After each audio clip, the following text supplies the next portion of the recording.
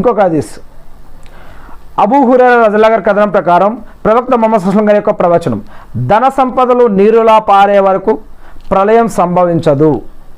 ప్రజలు తమ జకాతును తీసి దానం చేయాలనుకుంటారు, కానీ తీసుకునేవారు ఉండరు. అందరూ ధనవంతులు జకాత్ ఇచ్చే వారై ఉంటారు. అదేవిధంగా అరబ్ ప్రాంతం సస్యశ్యామలంగా, అరబ్ ప్రాంతం ఇప్పుడు ఎడారిగా ఉన్న అరబ్ ప్రాంతం సస్యశ్యామలంగా, పొలాలు, తోటలు, నదులు ప్రవహించేది కానంత వరకు ప్రళయం సంభవించదు అనే ఈ యొక్క హదీస్ని ప్రవక్త ముహమ్మద్ సల్లల్లాహు అలైహి వసల్లం గారు చెప్పారని అబూ హురైరా రజల్లాహు గారు తెలియజేశారు అని ముస్లిం హదీస్ గ్రంథంలోనూ మరియు మిస్కాతుల్ మసాబీలో 5440 హదీస్లో ఈ యొక్క హదీస్ గురించి చెప్పడం జరుగుతుంది. ఇక ఇంకొక హదీస్ జాబిర్ రజల్లాహు గారి కథనం ప్రకారం ప్రవక్త ముహమ్మద్ సల్లల్లాహు అలైహి వసల్లం గారి యొక్క ప్రవచనం, చివరి కాలంలో ఒక ఖలీఫా జన్మిస్తాడు. అతడు ధనాన్ని లెక్కలేనంతగా ప్రజల్లో పంచిపెడతాడు.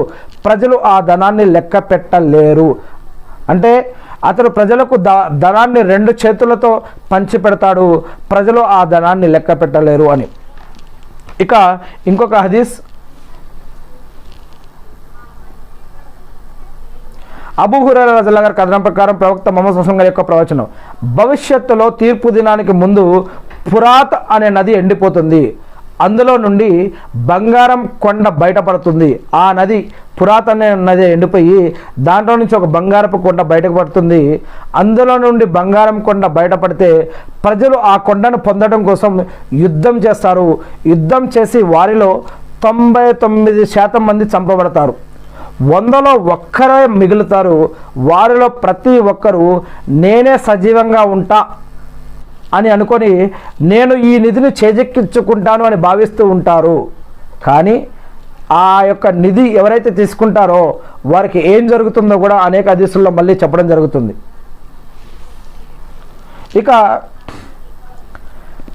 అబూ హురైరా రజల్లాహు గారి కథనం ప్రకారం ప్రవక్త ముహమ్మద్ సల్లల్లాహు అలైహి వసల్లం గారి యొక్క ప్రవచనం, భూమి తనలో దాగి ఉన్న ధనరాశులను తీసి బయట పారేస్తుంది. అవి బంగారు, వెండి స్తంభాల్లా ఉంటాయి. ధనం కోసం ప్రజలను చంపిన వ్యక్తి అక్కడకు వచ్చి, ఈ ధనం కోసమే నేను అనేక మందిని చంపాను, ఇప్పుడు ఈ ధనాన్ని తీసుకోవడానికి ఎవరైనా ఉన్నారా అని అంటాడు.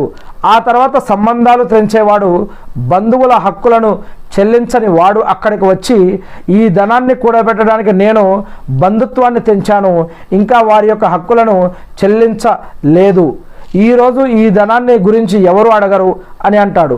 ఆ తర్వాత అక్కడకు ఒక దొంగ వస్తాడు. దొంగ